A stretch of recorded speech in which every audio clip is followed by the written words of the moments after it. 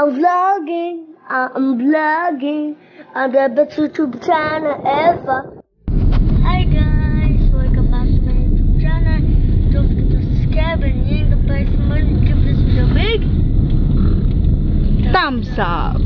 Today, Mommy and Daddy are going to CALAUAN. buy some plants. CALAUAN, Laguna.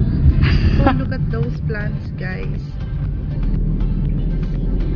So, titingin lang po kami ng mga halaman dito na sana merong magandang photos. Yeah.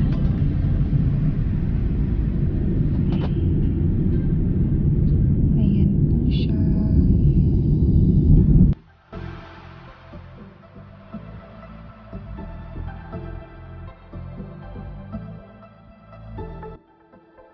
Hi guys! Ayan na! Welcome to CALAUAN, Laguna!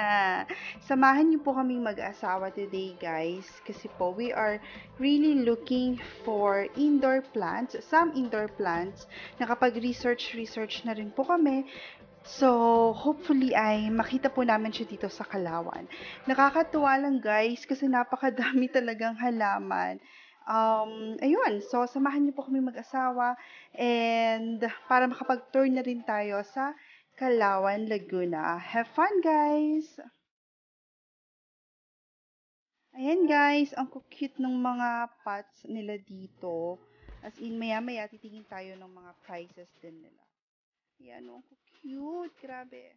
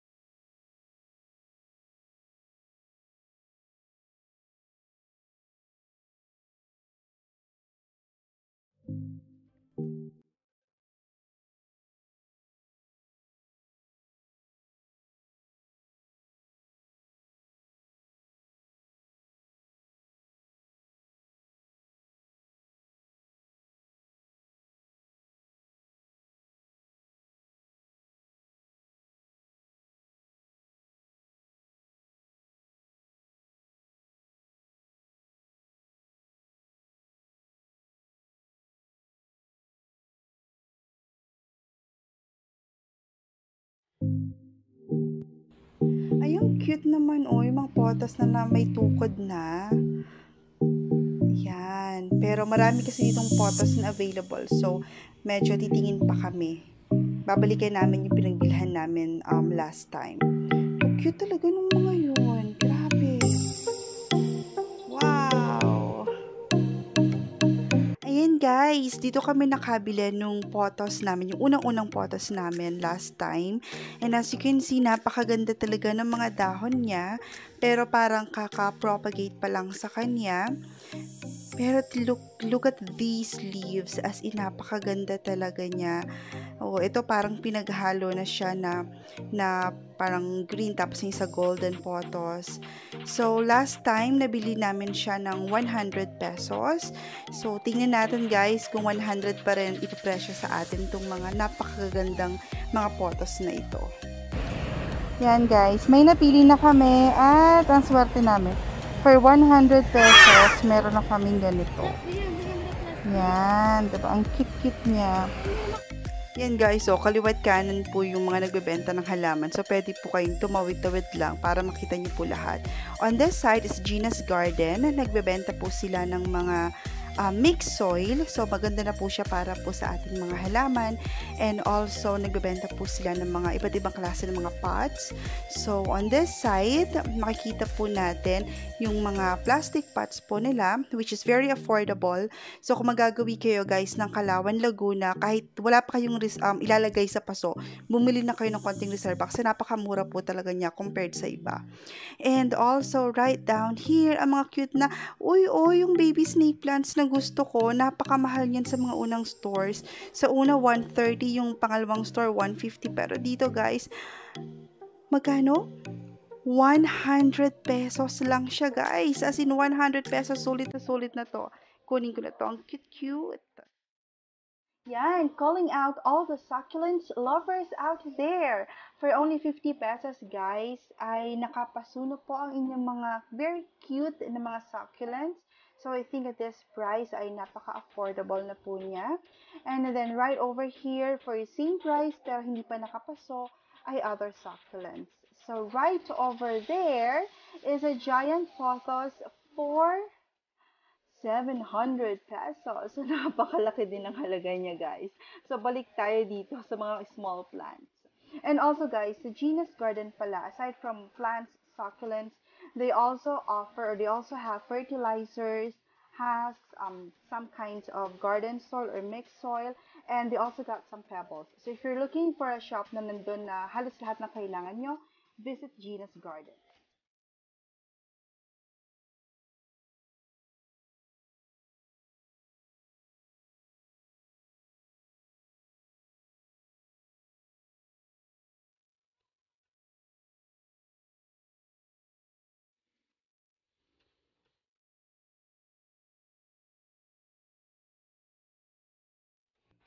Yan po, different kinds of pots.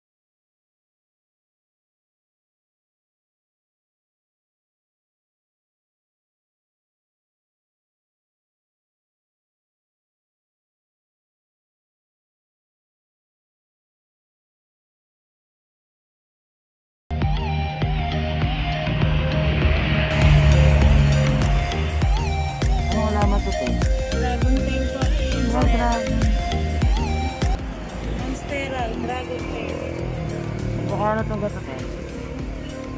Magkano yan, te? 200 po. 200. Hanggang 150, pwede na yung maliliit. 300 kasi malalaki. Yan po yung 300, yung malaki.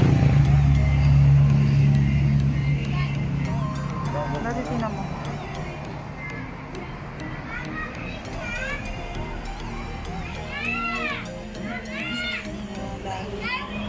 Hilig sa halaman eh. Alas ka di yan. Ayan ma'am, sige po, pwede na video. Oo, para at least. Ang hirap kasi pag bago kasi baka mamaya mamatay lang sa... Kung ganyan naka-plastic po, hanggat maaari, huwag nyo na siyang kakalasin yung lupa. Yun na po, ano? Yun na po siya. Pwede nyo na lang bawasan. Para pag inilipat nyo siya intact. Ayaw po, basta duwa sa mga.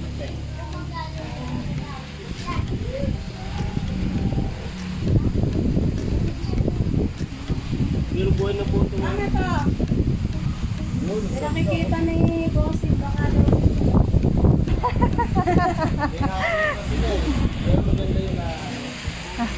Adik kami dito sa photos kasi. Nakita niya lang yung sana. Maganda, daddy. Kunin mo na.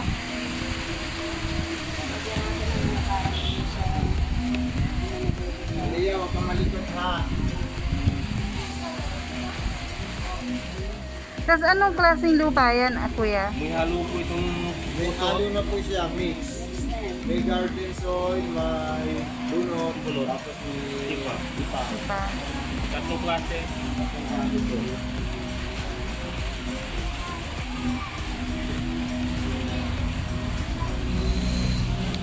Saka hindi yung gawin itong binabasa. Ay, tiwin ka lang para dilig niyan, kuya. Kahit na ano po, every 3 days lang po. Every 3 days. Twice a week. Twice a week po. Kahit 2 beses mo lang diligin. Tapos kahit hindi siya masyado ate sa ano, basta may ilaw, may liwanag lang. Hindi naman po yung direct. Huwag mainit na mainit, ano? Kasi nalalantayan pag sobrang init na susunog ang dahon. Nasusunog yung dahon niya. Ayan, ganda na. Sana ay mabuhay namin. Dalang pagka, ano, sa una, mga 1 linggo yan, naninilaw na, o kaya, ano na siya. Pero pag pinaghiwa-hiwalay po namin siya, basta may ugat, okay lang po. Basta may ugat. Pero paano po namin siya paghiwa-hiwalayan? Pwede kutsilyo? Kutsilyo po. Ito kasi, umuugat yan dito pagka yung meron siyang suloy, di ba? Tapos may uugat yan dyan. Yun ang pwede niyong ikat pagka yung may ugat na. Sa ilalim po ng ugat? Oo. Ilalim. Kailangan kasi laging may ugat ang pinakaano mo. Parang sa... Wala kasing eyelet eh. Kasi yung eyelet makikita mo, ay dito. Itong mga to, ayan, ito. Alisin mo na to dito, pwede mo nang itanin. Ako meron akong mga photos na ganito, naka-ano lang. Ayan na. Halimbawa, ito po. Diba, yan, meron sumuli siya na ganyan. Yan ang pwede nyo na siyang ilipat. Alin itong sumuhi na yan? Oo, yan. Yan, ganyan. Dati ba original niya? Ito lang? Oo, ito ho. Nanganganak siya pag nagkakagal. Ay, yung mga ganito naman, ayan. Ito naman, hindi nga siya nanganak dito. Pero ano rin siya, may sumusuloy. May sumusuloy, pero ang ano mo nga, kung gusto mong magparami, ito. Alisin mo na to. Kasi may ugat na. Pwede nyo putulin. Kahit ito, ito, yan lang. Ito lang yan. Tatanim nyo ngayon to kahit sa maliit lang. Tapos ito may ugat, ito may ugat. Depende sa inyo kung gano'ng mahaba ang putulin nyo. Pero kalimitan puso niya dito ata yun. Dito puso. Oo, dito ang puso po niya. Tsaka dito rin. Para dito nila. Pero pwedeng direksyon ng lupa o kailangan sa tubig muna? Hindi o, kahit sa lupa nyo. Ayan o, ako sa lupa, diretso na yan. Isang ganito lang yan, ayan, nakita mo, ayan, sumuloy na siya. Maba ko. Ayun. Oo nga po, ano? So, agapidin mo lang yan. Itusok mong ganun yan, basta kasama yung ugat para may ano siya. Gano'ng katagal ate bago siya tumubo kaya? Mga 1 linggo naman kasi kita mo na yan pagka tumayo na tong dahon na yan. Sabi, buhay po Buhay siya. na. Pero pag lupay-pay siya, mga 1 linggo lupay-pay. Parang, ay, hindi pa to ano. Diligin mo pa rin ang diligin. Kasi talagang pag minsan may matagal Pero ang pag-delete po pala ng photos, araw-araw ba? Pwede ito araw-araw. Kasi ito naman pwede sa tubig. Hindi katulad ng ibang halaman na nalulusaw. Siya naman maano sa tubig. Kasi ito araw-araw ito dinadili. Okay lang. Pero kung maglilipat yan lang, katulad yan lang, mga siguro na. Wow guys, ang cute niya. It's a Calathea Sabrina. Parang ganun yata. Guys, nakuha lang namin siya ng 100 pesos. Ang cute-cute. Paano naman siya i-propagate ate? Yan din, ay yung niyan, may mga suri. Ito kasi bali dalawang puno na to. Ito pwede mo na itong alisin eh. Kaya lang medyo baby pa siya. Hindi, bagay ito papaluguin niya na. May mga ganyan na siya. Kaya ganito, aanahin mo kasi yan eh. Ang ugat kasi niyang iingatan ng katulad ito, itong na to. Ito, yan. Ayan tanggalin. Nakahiwalay pala. Gusto mo? Tanggalin na lang natin. Pero ito naman kasi, sure naman susuloy ito. Buhay yan. Ilagay mo na lang dito muna natin sa plastic. Bubukod mo na yung Buhay para pagdating sa bahay, mabilis ko na. muna sa maliit. Lilipat ko na lang. Kahit lang mo sa plastic. Sa plastic.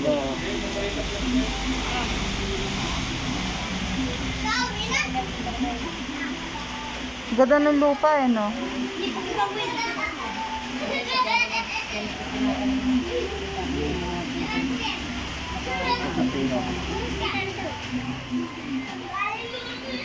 Bebenta rin ba kayo ng ganyan? Yung may parang kusot na yun? Malunod sa lupa. Yung ganito na ate po, yung ganyan. Kadami yun. Mix na yan. Mix na yan? Pero parang wala pang ipa yan. Walang ipa yan? Hindi, meron yan. May ipa na rin? Oo. Maliit dito. Si Ronel. Yung pa isa. Yung isang plata yun. Dito daw, tito.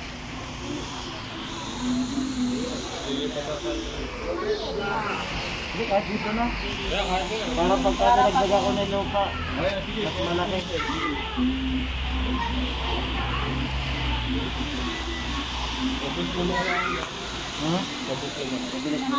Hindi naman ito maramdam.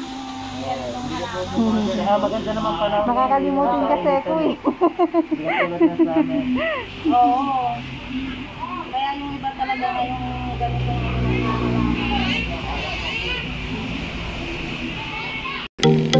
Hi guys! So ito na po yung aming mga nabili sa CALAUAN, Laguna.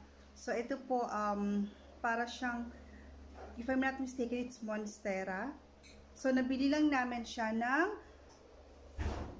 150 pesos. So kung titingnan nyo, napakadami niyang dahon. Sulit na sulit siya for 150 pesos.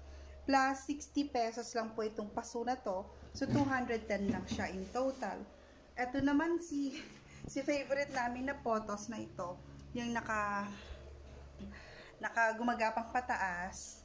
Sa ibang tindahan, may nagpa-presyo sa kanya ng 200, 180, ganyan. Pero siya, nabili namin siya for 200 pesos. Pero as you can see, mas maganda yung mga leaves niya. Ewan ko, ang cute lang talaga niya. Mas maganda siya sa iba naming nakita. So, sulit na sulit siya for 200 pesos. Then, this one is also photos, pero hanging naman siya. So, pahang siya. So, ika-transfer din namin siya maya-maya sa isa pang pot. Pero, for now, kita niyo naman guys, it's only for 100 pesos. For 100 pesos, napakadami ng dahon. Tapos, pwede na rin i-propagate yung iba kasi may mga ugat-ugat na din. So, sulit na sulit siya, guys. And then, this one, itong parang snake plant din ata siya. So, nabili po namin siya for 100 pesos din siya. Then, itong dalawang ito, na-barter lang namin siya. Palit bigas. Itong dalawang to.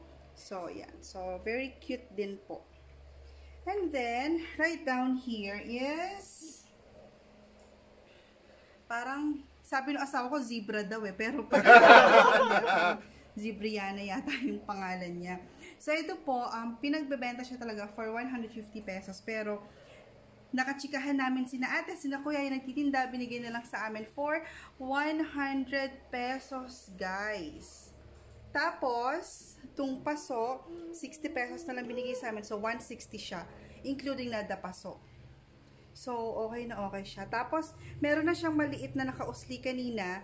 Pinabukod na namin siya. Nasa seedling bag siya, nasa labas. So, parang nagdalawa na rin yung aming Sibriana. So, sulit na siya, guys, for 160. Ang ganda-ganda talaga ng leaves niya, oh, see? Tapos, ito daw pala, mas require niya ng more water compared sa Monstera. Then, right here, yung mga paso-paso na nabili namin. So, kasi maglilipat-lipat kami ng mga halaman. So, there you go, guys. Yung aming mga naunang halaman, first batch. Nagsimula kami sa 3 yan. Nadagdagan na itong 2 ito. Yung isa yon nakahang na potos. Pinropagate na ng asawa ko yan. And then, ayan, nadagdagan na siya. Ayan. So guys, I guess that's it for today's video. Hope nag-enjoy po kayo sa pag-tour natin at pagbili ng halaman sa Calauan, Laguna. At yung anak ko ay mukhang nagutom. Okay, anak, say bye-bye na.